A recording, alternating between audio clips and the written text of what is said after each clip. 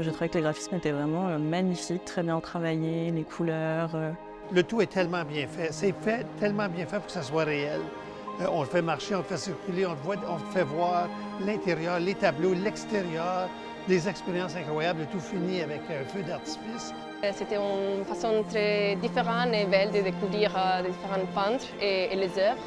Et ça donne envie, en fait, juste après voir le côté immersif, de voir l'œuvre originelle. Donc c'était très bien. J'ai le cœur encore battant parce que c'est de vraies émotions, notamment au moment de descendre près de la Seine, où on a l'impression qu'on y est vraiment et on ne sait pas comment descendre. On est vraiment happé dedans, on est complètement enveloppé dans cet univers-là et on se retrouve dans un Paris d'époque qui est juste stupéfiant. Moi j'ai vraiment eu l'impression de rentrer dans le salon et de passer à côté de Berthe Morisot et de parler avec elle et de le vivre.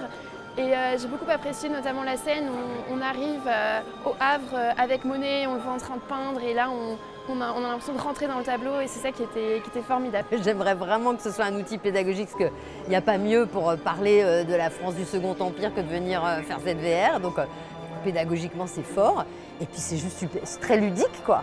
Donc oui, je recommande à fond.